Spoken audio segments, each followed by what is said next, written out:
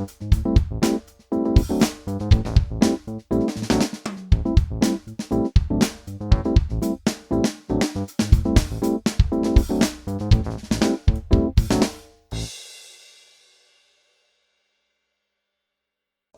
and welcome again to the Penang Island Jazz Festival show. I'm your host Kevin, and today we'll be taking a look back to the year 2004, the year the first inaugural festival started, the one that got the ball rolling.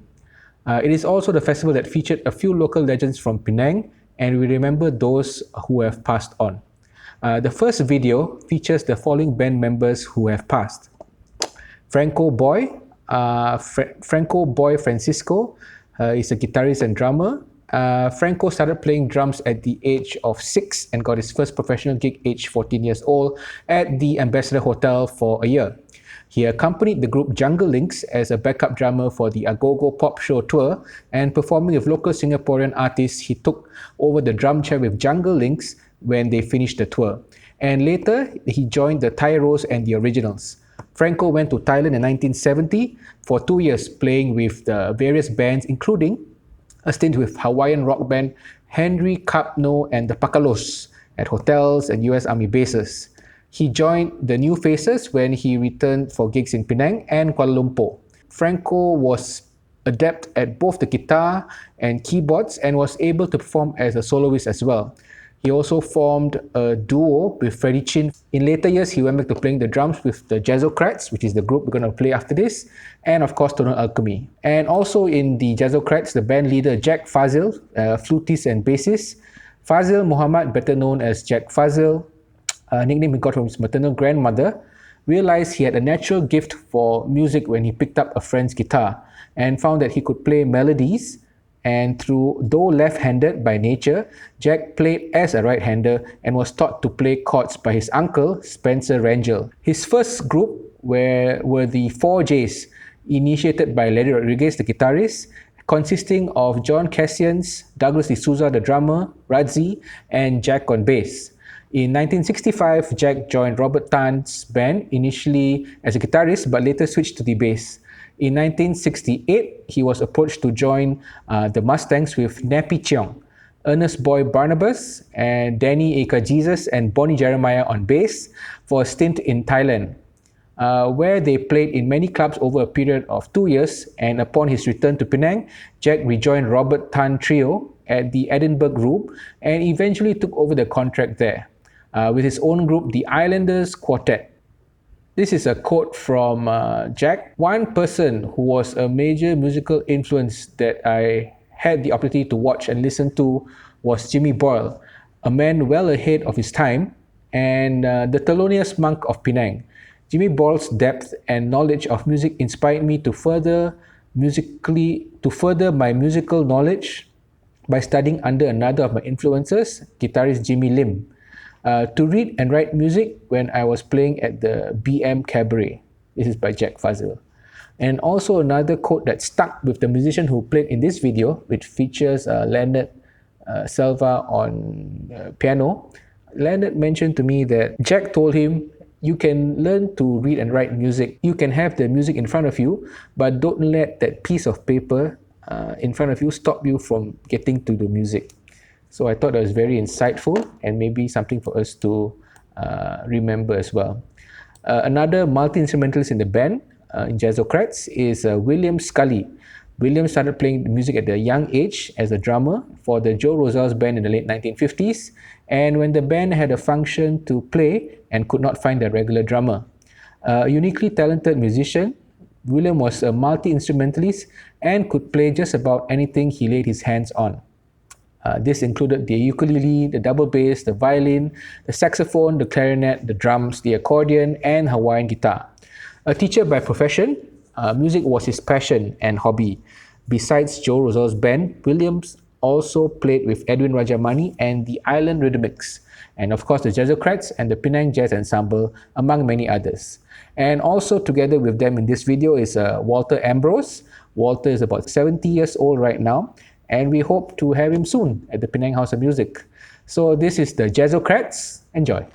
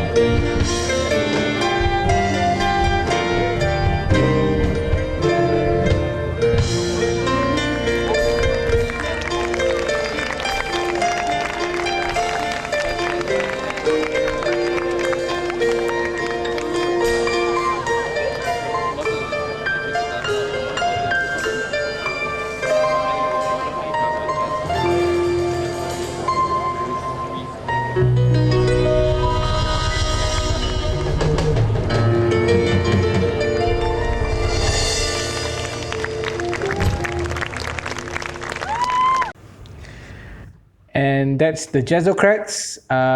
Uncle Walter has been saying he wants to play with some of the members, and we hope to have him here soon at the Penang House of Music.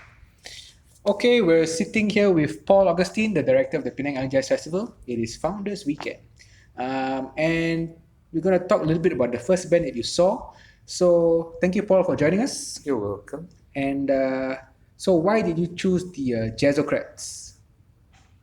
When we started the Penang Island Jazz Festival, one of the policies or the conditions that we wanted to put into the festival was that we had to have a Penang band for every edition of the festival. So why not? I was a musician, so I used to watch these guys play when I was younger, and I thought, wow, these guys were good. And they never really had an opportunity, I think, to play on the main stage in a jazz festival, and maybe nobody would call them. So if we are doing it in Penang, the Penang Island Jazz Festival, we have to pay homage to the people before us. So we had to put the band in. I felt that it was very important that we had to give them a slot. At least to show people that Penang had jazz musicians as well. So now that you're doing stuff in the Penang House of Music and we're going through the process of digitizing all the stuff, do you think it would be a big loss or big waste if we didn't shoot that video in 2004? Oh yeah, of course, because technically today would be, if we had the jazz festival, technically today would be the first day of the jazz festival, and watching the video, it brings back a lot of memories, and some of them have passed on. People like Jack. I used to learn bass from him, and William Scully. William Scully was, I have a lot of memories of William Scully, and of course Franco. Franco is a very old friend, and sad that they are gone. And since we had the House of Music, the only one that actually really saw the House of Music was William. Jack never saw it being built. Franco never saw it being built, but I think they would have loved this place, and they are very glad that somebody is documenting their journey in music. So also in the Jazzocrats, you have the youngest member, Leonard. So why is it important to link, with young players and old players? That one I don't know. That one you have to ask the band, because they put him in the band. I think prior to that, maybe the piano chair was given to, I think, Stevie Hui. Stevie Hui used to play with the Jazzocrats, but at that time I didn't really know who Leonard was, and I left it up to, I spoke to Jack about playing in the festival, and whenever we select a band or whatever, we leave it up to the members or the leader to choose who they want to play and what they want to play. We do not control what they want to play. We just tell them, look, we provide the stage for you, you just play. Okay, so next we're going to watch a video about Tonal Alchemy featuring Ruby Roselles. So at the time, I think they just started playing together, was it? I can't remember. This is like 17 years ago, 17, 18 years ago. But I remember Auntie Ruby, it was very interesting. I never really knew her history until when I started documenting her. And we had a nice chat, that was prior to her passing away, also as well. And it's very sad, and she really enjoys singing. I think she just loved singing, and there were a couple of things that she also did. She told me a story about her life, and one day I hope to document it into a book if we can, all these people. I mean, just on Auntie Ruby or all the others, if we can. We have a bit about this people, a little bit of them, but not enough, not much of the story, but we have a longer story of them. And it would be interesting. Their journey is a different one because it was a different time. You're talking about the 50s, 60s, and to choose a music career at that time with no training or no lessons or anything, just going out to sing, and how did they do it, and why did they do it? It's not a profession that people would choose. It's different. And Ruby being a self-taught and coming in at a very young age, I think 14 years old. Yeah, she won the competition. Yeah. I can't remember what it was. It was Milo A competition or Milo something. band, Milo singing band competition. Yeah. Yeah, and she was known as the Yai Queen or something like that. Ay, ay, ay, After, queen. but here's a funny story because she was in the convent and they're not supposed to go and take part in the competition. Oh. But then she went for the competition without telling the sisters and the headmistress and all that, and she won. And it came out in the papers.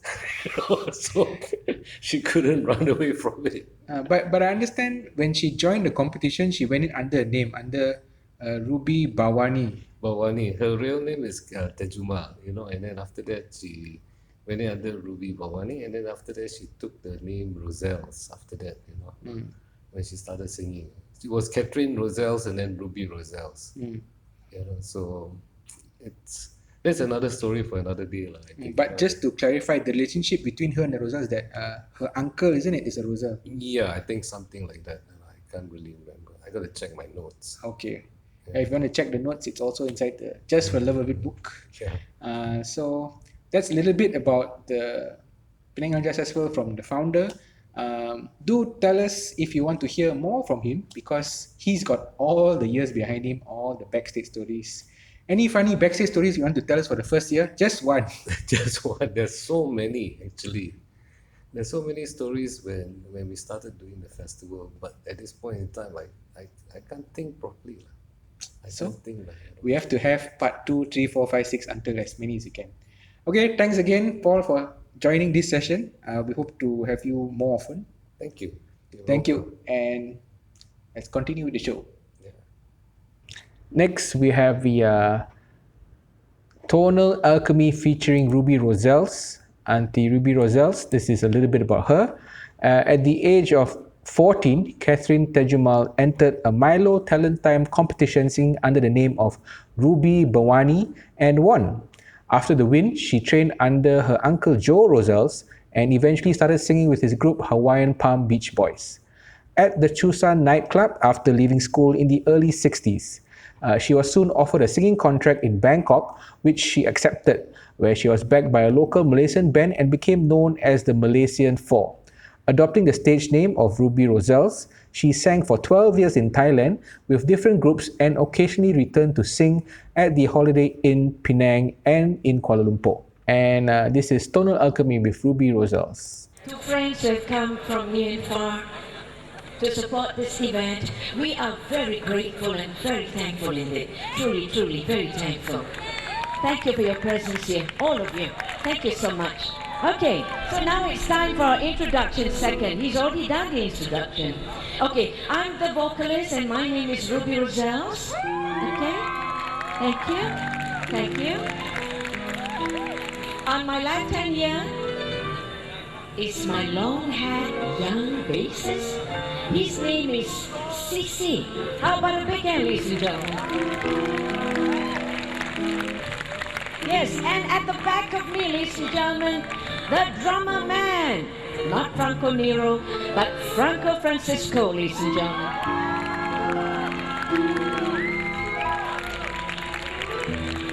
And ladies and gentlemen, last but not least, but very importantly, the person who obtained his degree in jazz in the prestigious Berklee College of Music, Boston, USA, our pianist and our leader, the man himself, Mr. Wilson Kwok.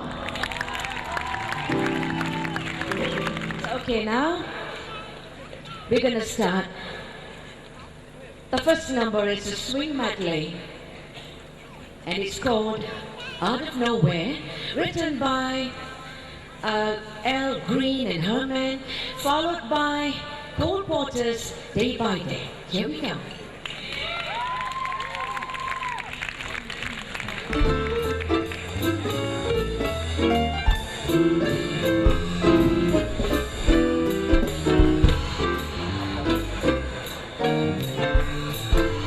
You come to me from out of nowhere. You took my heart and found it free. Wonderful dreams, wonderful schemes from nowhere. Made every hour sweet as a flower for me. If you should go back to your nowhere, leaving me with a memory, I'll always yearn for your return out of nowhere. Just hoping you'd bring your love to me. Yeah.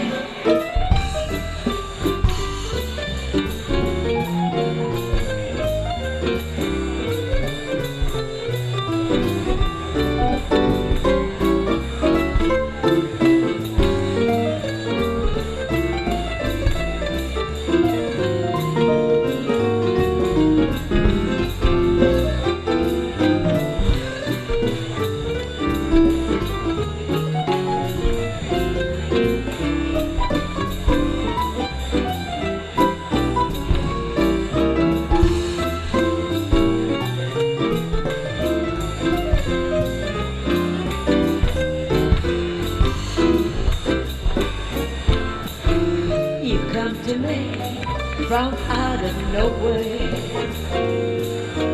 you took my heart and found it free.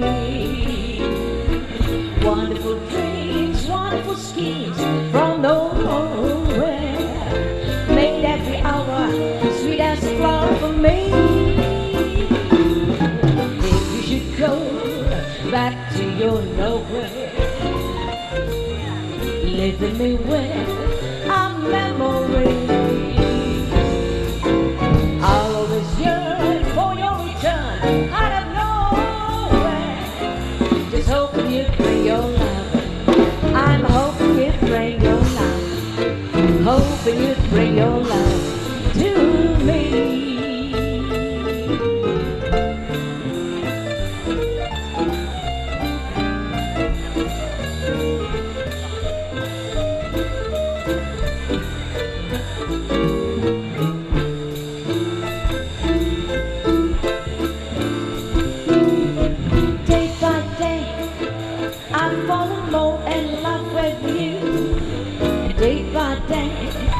My love seems to grow. There isn't any end to my devotion. It's deeper day by far than any ocean. I find that day by day you're making all my dreams come true. So come what may, I want you to know that I'm yours alone. And I'm in love to stay as we go through the years day by day. Yeah, take it now.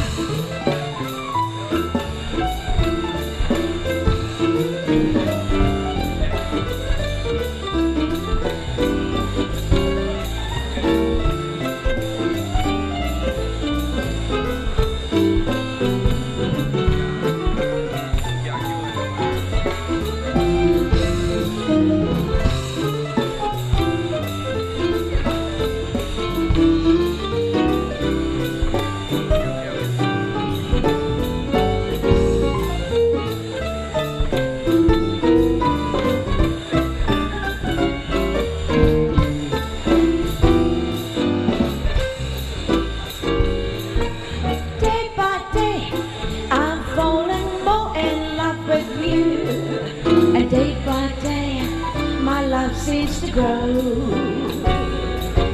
There isn't any end to my devotion. It's deeper day by floor than any ocean.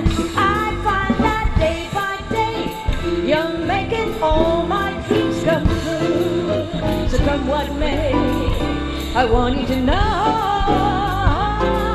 that I'm yours alone. And I'm in love as we go through the years day by day, day by day, day by day.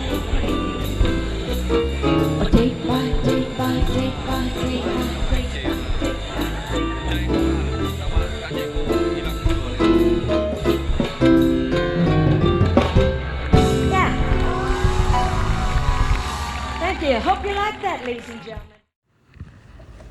And that was Tonal Alchemy with Ruby Roselles on vocals.